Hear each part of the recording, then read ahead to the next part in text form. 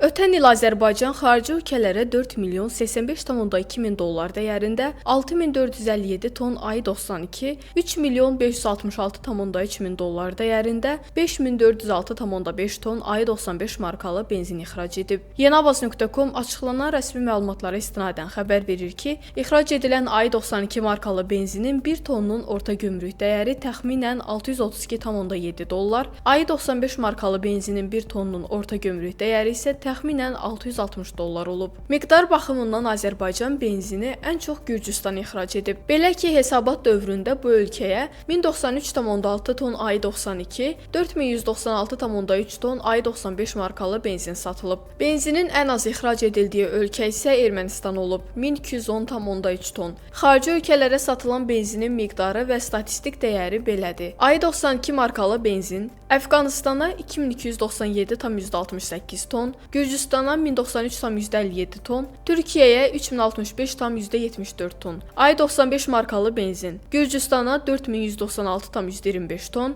Ermənistana 1210,28 ton ixrac edilib.